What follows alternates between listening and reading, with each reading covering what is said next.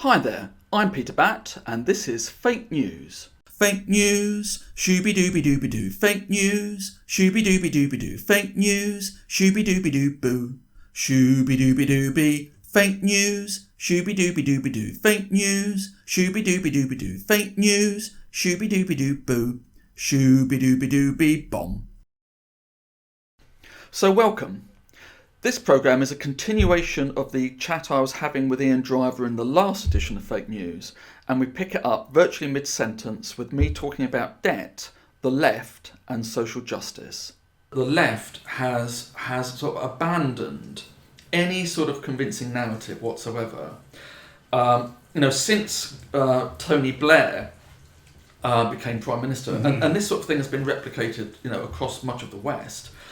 The left has actually swallowed the whole neoliberal thing that was introduced by Margaret Thatcher and Ronald Reagan, and that is a sort of it's a form of market fundamentalism, and this sort of like minimal state and sort of like constant ongoing sort of program of austerity and moving public services off to private corporations and private companies, and in doing so, it has completely ignored issues at the centre of things like social justice, social and economic justice.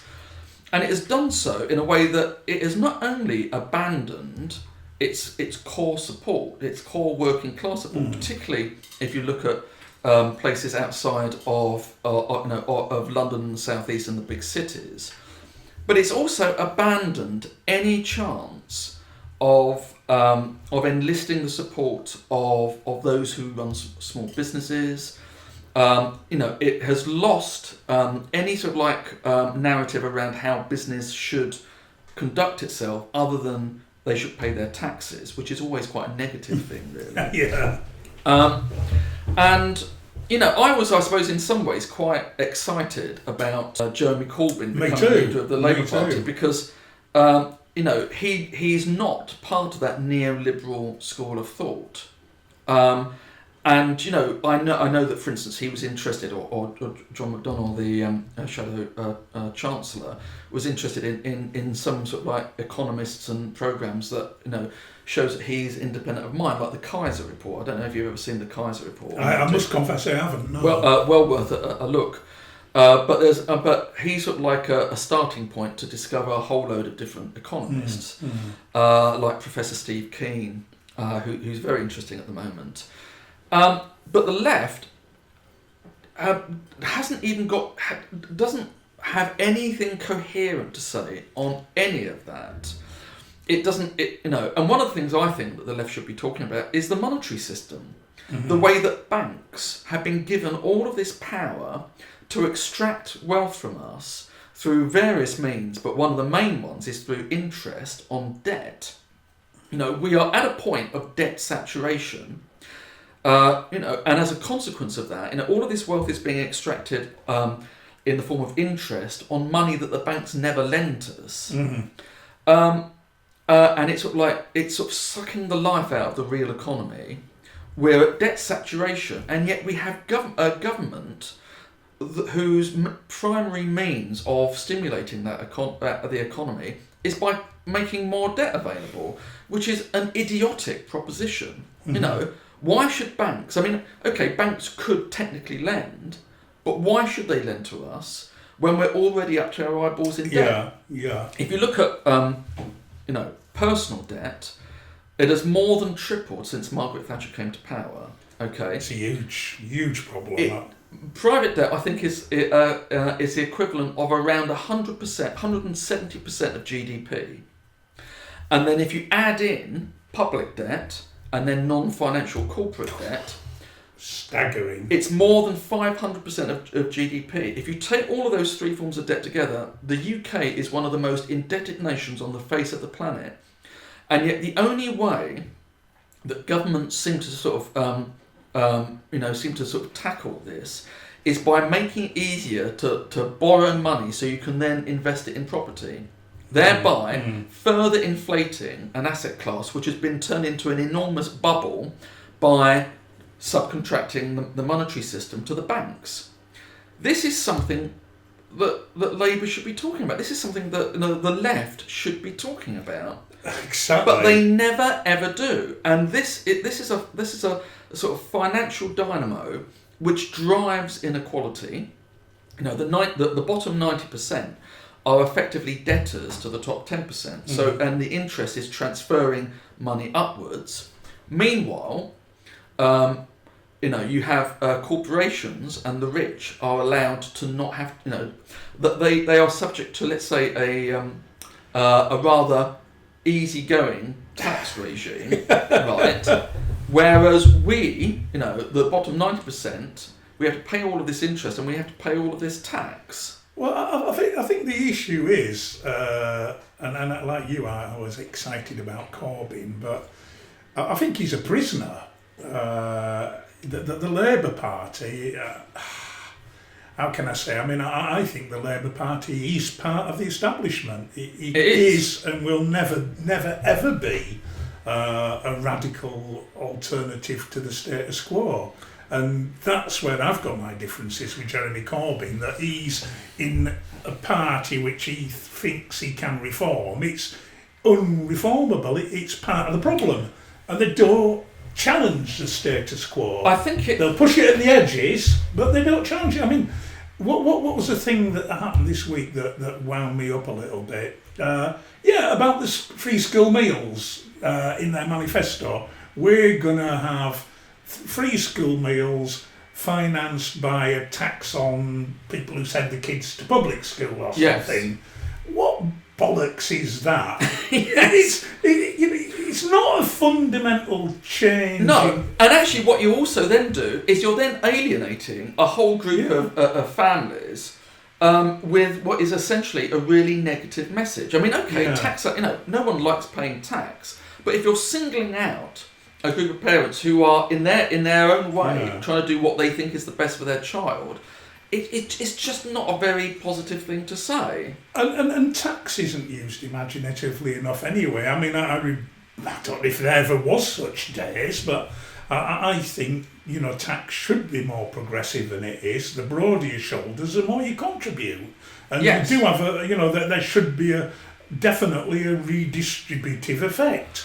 But that's never challenged. Like you were saying, the tax havens, the offshoring, the globalisation, where large companies can get away with paying absolutely nothing. And you see the whole the whole austerity agenda, the whole thing about austerity has also not been adequately explained. It hasn't, no. Because, I mean, the way that the Conservatives and many commentators around this whole issue sort of present government finances as if it's just a rather large coffee shop. You get your money coming in, and if you get that money coming in, you can then spend it, sort of thing. Yeah. It's like, it's a sort of like trader mentality. Yeah. That is not how it works. Oh, certainly not. Governments create money when they spend it, and when you pay your taxes back, the money is deleted.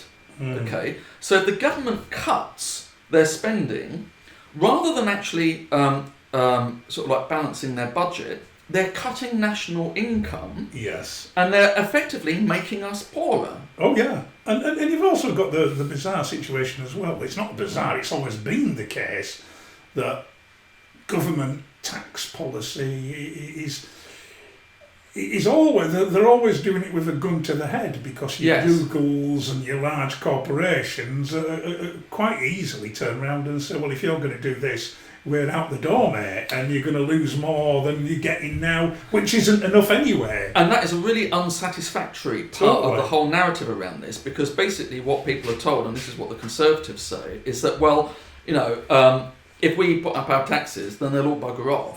And so what's the point? Yeah, but then again, if you're not one of those organisations lucky enough to make millions and billions of pounds a year, we're going to come and cut your benefits, we're going to reduce the social care, the hospitals, the schools.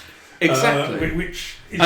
And if you look at the distribution of income over the last 30 years, I mean, Mrs. Thatcher introduced this enormous gulf in inequality. Yeah. And basically, so all the mechanisms, but also by getting rid of or weakening the trade unions, all the mechanisms which actually drive resources downwards have been weakened. Very much. Whereas all the systems which extract it upwards have been strengthened and are continuing to be strengthened.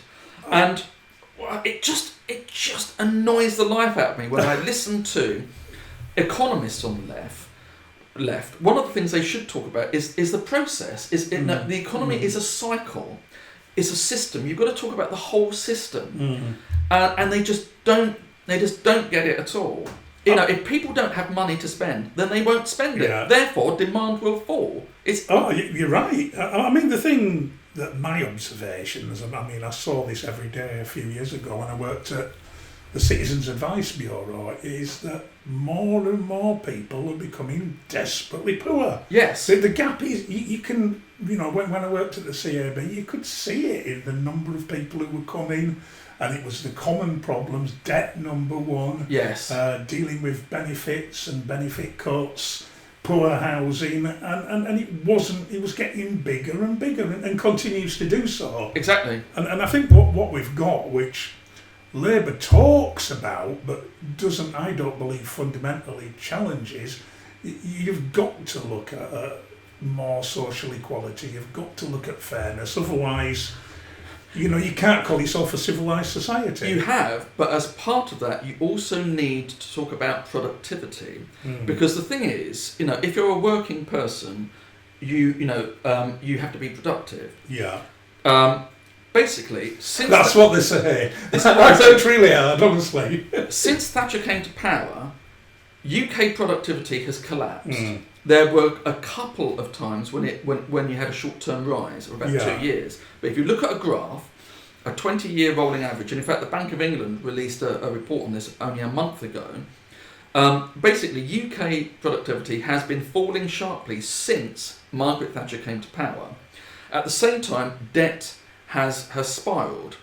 And the two, I think, are related, because debt is a way, the interest on debt is an extraction of wealth from the productive economy, working people, to the non-productive economy, and consequently productivity has fallen. And so we're now up to our eyeballs in debt, but in terms of productivity we're in a much less good position to actually service the debt. And this cannot go on very much longer without there being some sort of crash. And I know that politicians don't want to talk about this sort of stuff because they don't want to scare the children. But for goodness, but scare the adults as well. Well, yeah, but for goodness sake, you've got to have some sort of analysis around this. And okay, they do talk about productivity a bit. Productivity, it is, I think, a social justice issue. Oh yeah, massively. Why should people work themselves to death and not get the proper payment benefits, for it? yes. Exactly. And yet they've just not grasped the nettle on that at all. I mean, you've obviously been thinking about this a long time. I mean, and we've got a very deep understanding of what's happening here economically. I mean, I guess I'm looking at it from a similar but different point of view, in the sense of what I see around me every day, and read about and see on the telly and see in real life, is a society, and we're supposed to be the sixth richest country in the world, evidently. But what I see around me is a lot of people becoming much worse off than they've ever been. Yes. And living much more stressful and difficult lives. Exactly. Something's got to give. Basically, because all of the money is being, the lifeblood of our economy is being sucked upwards. The real economy, is being drained of its lifeblood. The thing about giving money to the rich is they don't spend it. I mean, it is a complete lie to say we've got to give tax breaks to the rich. What they do is they inflate asset bubbles, equities, property, house prices, like London. Yeah. Or they spirit it away into tax havens where they sit on it, or they buy artworks or luxury yachts. Yeah. In other words, they hoard it. Yeah. It becomes dead money. And consequently, everyone else, ordinary people, have less. They're scrabbling around for less money, And also the work opportunities are drying up as well. So that the stock of well-paid, secure jobs is reducing. Well, I've been reading about that. I mean, the automation of work now. And I think I was reading something, I can't remember, it's not that long ago. It's about 2 weeks ago, there was a report. There was a study, they were talking about, I think, something like 1.2 million sort of middle-class jobs disappearing over the next 5 years. They're even seriously suggesting that doctors, to an extent, can be replaced with all these fancy logarithms, and you tell them you push your buttons and it works out what's wrong with you. Why the hell isn't the left talking about this? Because basically, if people are made redundant, right, and we're replaced by robots, who is going to be earning any money to buy any of the bloody products that are still in the shops? Exactly, I mean, it's madness. exactly. You know, and it's like, you know, this is not rocket science. This really is not. And but yet, not being addressed. It's not being addressed. And I think that is, you know, this is where I would expect the left to be active, looking at long-term future plans, sustainable plans, but it doesn't seem to be happening. And I mean, I was active in the Green Party. There's some thought there going on, but I just feel now more than ever before that the old party system it has to have a stability to cope, and that stability's gone. There has to be a realignment. There's got to be. It's just that the whole neoliberal thing. It's sort of reinforced and supported by most of the press and media. You've got to look at the sort of concentration of ownership, and you have a sort of like disparate collection of politicians who are outside the neoliberal thing, who are immediately delegitimised by the attack dog press. And which gets back to another fundamental point as well. I mean, I'm beginning to think they're all in it together and they're all the establishment, and all of them don't want PR. Maybe the Lib Dems, but I think you need to be looking at that. You need to diversify who's in the town hall, who's in the KCC, who's in Parliament. Yeah. You need new people coming in who, like myself now, have decided parties are not the way forward, because they debate within parties, especially in this country. My experience is that to have a proper debate within a party, parties close it down through whipping systems if you're an elected politician, or through group pressure and promises and promotions and arm twisting, that you've got to stick to that agenda that the people who run that party have got. So there's no real free thinking going on. Exactly, and the Conservatives, can get into power on, with a vote from, let's say, 37% of the adult population. They just want power. Yeah. They don't want democracy. They want the appearance of democracy because it gives them a legitimacy. Yeah. But they don't actually want real democracy because it means they have to then negotiate with other parties, with other interest groups.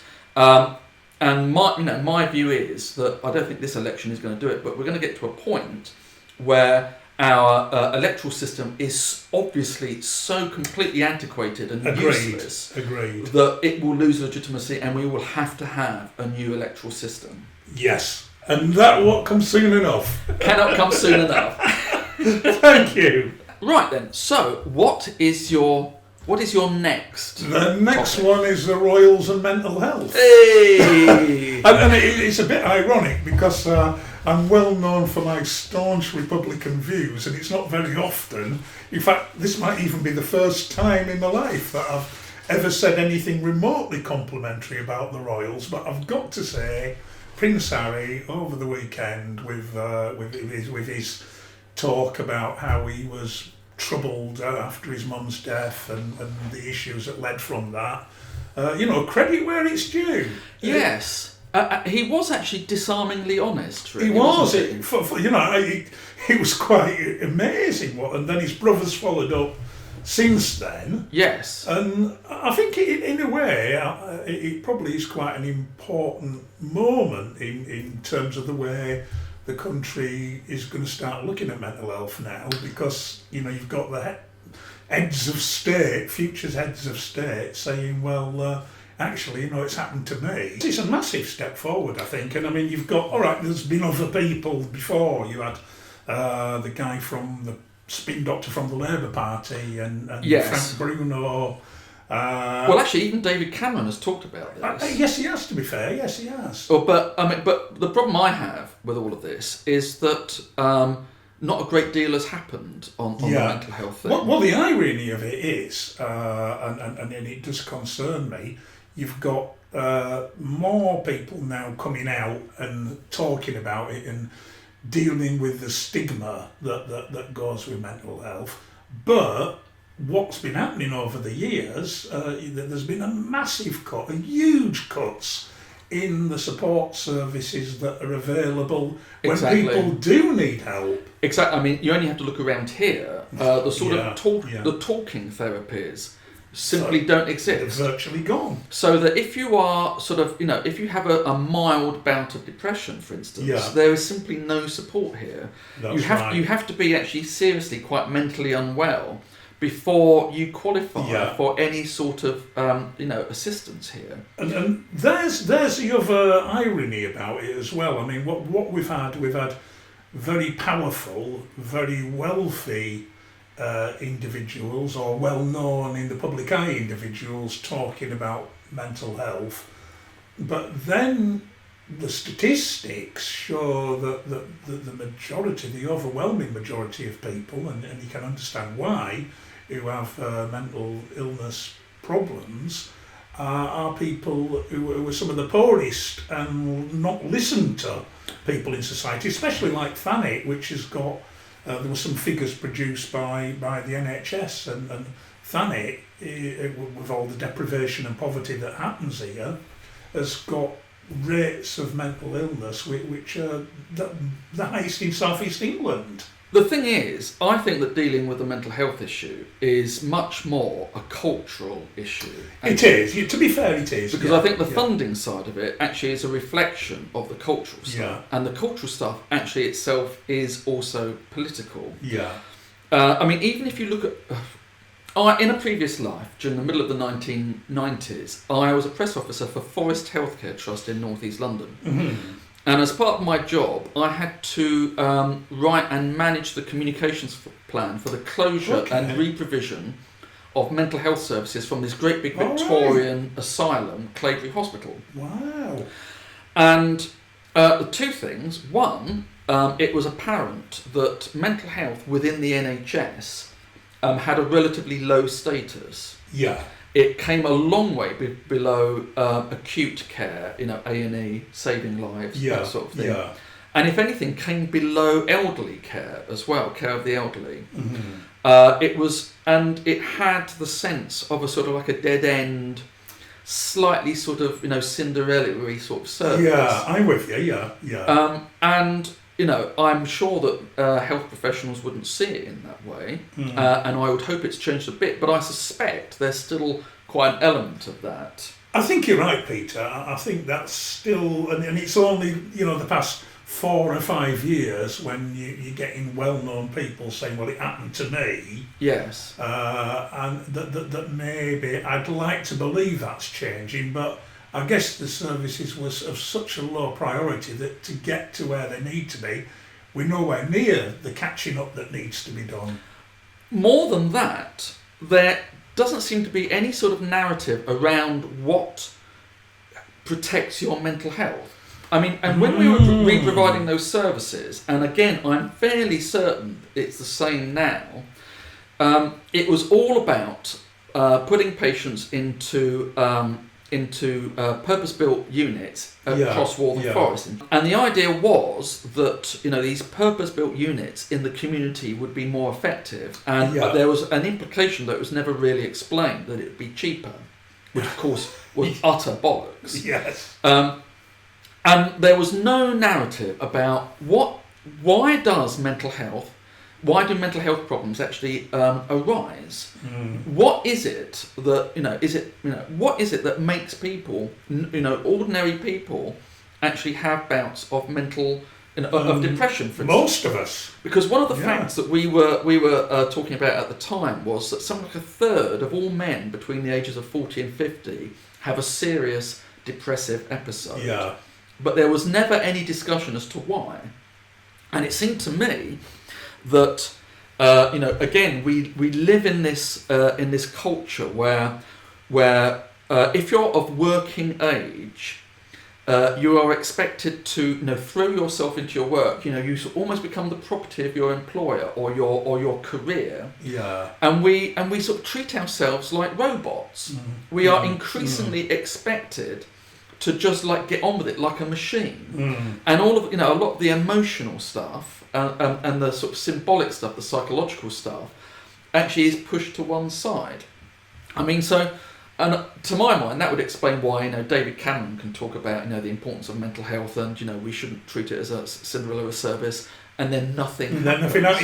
Nothing happens. Yeah. Which I'm hoping won't happen now. I mean, with what the royals have said, I'm just hoping that there might be some impetuous there to actually find some cash. But I mean, the thing is, though, is that what is the service at the moment? I agree with what you're saying. That actually, but you see, they weren't. Was it Prince Harry? He was talking on the news a couple of days ago, and they asked him about, well, okay, if you think mental health services are important, then are you going to say anything about their funding? And he said no. I saw that. Yes, that was a really interesting interview. He said, really put the line there. He said that's not what I'm here for. That's not my job. Yeah. And so funding is going to be an issue. But the thing is, you also have to look at the services themselves, because what is the service? Well, you can go on antidepressants. Which again, Thanet, one of the highest rates in South East England. Really? Yeah. It doesn't surprise me. I've just done a blog on that. The prescription of antidepressants in Thanet, apart from Hastings and the Isle of Wight, Thanet is there third. Oh wow! Incredible. God, I'm so pleased I live here. But the other thing is, and again, I don't know whether they do this, but I remember showing a reporter around one of the new units in Walthamstow. Yeah. And we were accosted by this nurse practitioner, who then, and I had no idea this was going to happen, he then took us into this unit where they do the electric treatment. That still happens, doesn't it? Yes, it does. And he started to show the reporter, and he was saying, we put all of this electricity, and I was standing there thinking, I've got a choice to make here. If I stop this now, I will alert the journalist, who's a local journalist, to the fact that this is all rather dodgy, in which case he will then do a really big story. Yeah? Or am I just going to stand here and, like the nurse practitioner, just pretend it's all really routine? I took the second option, and the reporter didn't mention it at all in his story, so that was job done. But apparently, electric treatment can actually have have some benefits, because it helps to sort of rewire. You have these sort of electrical patterns in your brain. But even so, surely we should be looking at much more sort of again the talking therapies, and things like guided meditations and the sort of way of changing the imagery and the language which we shape our emotions. It's funny you say that, because I had two really interesting experiences about this within about 2 weeks. It's going back a year or two now, and there's the Garden Gate project over by North Down House, which is a night. Whatever you do, go to the Garden Gate. Beautiful little secluded garden round the back of North Down House, and it provides volunteering opportunities for people with learning disabilities and people with mental health issues. And I got chatting to a guy there a couple of summers ago. I went to have a look and got chatting to one of our volunteers, and we got into a discussion about mental illness and the prescription of medications and stuff, and he said the biggest improvement in his mental state had been volunteering and going to do some gardening and meeting people at the Garden Gate. Then lo and behold, about 2 weeks later, another place he must go to, the Faversham Physic Garden, which is just behind the old grammar school there in the centre of Faversham. It was a wonderful little secluded garden, and they had the same conversation. Yeah. So I think they're also, I don't know the first thing about medicine, but I think there is a big discussion to be had about, well, what do you prescribe and what do you do? Exactly. when we were closing Claydbury Hospital, we had there was an art therapy group there for manic depressives. Okay, and that was really interesting.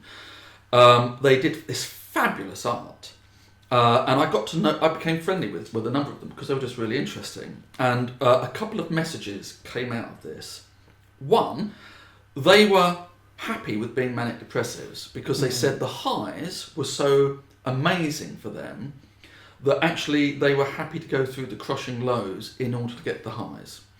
They said, they just felt, on a different planet when they were high, and they had all of these ideas, and it was amazing to see. And they said, that we have to accept ourselves for who we are, rather than being, again, this machine. We're human beings. We have ups and downs, and some of our ups and downs are more extreme than others. The second thing they said was, never take the antidepressants, never take the drugs. They said the drugs don't handle they don't tackle the core issue, and actually what they do is they sort of like suppress your natural vibrancy and personality, and they open up the possibility that of sort of greater long-term drug dependence in future. And that really hit home for me, because after we moved to Thanet from London, and the crash came and my business sort of fell apart, I had a sort of 2-year period of depression myself. And at the end of that, I went to Broadstairs Health Centre, and I was seen by a cardiologist, because the thing about depression is it affects your cardio performance. And he said to me, "Did you ever go to see go to see a doctor and take antidepressants?" And I said, "No." And this cardiologist, who was based in Canterbury, who was on sort of like a rota, he said, "Well, that's a really good thing," because he said, "In my experience, around 95% of those who are on antidepressants don't benefit from taking the drugs. Wow. And the drug does not tackle the underlying condition. So even when you come off the antidepressants, you still actually are facing the same issues." And so the whole conversation around mental health needs to be talked about, the pressures that are piled on us, the expectations on us, which are actually in many ways anti-human. They make us behave in patterns of get into patterns of behaviour which are simply not what we're designed for. And then the sort of therapies that should be available. I mean, I'm sure in some areas, a lot of these therapies are available, but you come to somewhere like Thanet, and it's clear that they're not. Yes, that's very true. So, I mean, whereas I agree that the royal family, 2 princes, talking about this was very, very helpful, because they don't want to get involved in anything that's mildly political, it worries me bring about change. That this will actually do exactly the same that previous conversations. We've heard it before. Before, yes. Yeah, I really hope you're wrong, Peter. I see it as a fantastic thing that's happened, but I do agree. I mean, there is a big question mark. Will it be followed up? Will it be taken further? And will the resources be there? Yes. I hope you're wrong. I hope I'm wrong. But we'll see. Okay. Well, thank you very much. That's been great. Cheers. You. Well, that's it for this edition of Fake News. I'd just like to thank my guest, Ian Driver, for his chat. And I hope you, dear viewer, can join me again soon. Bye for now.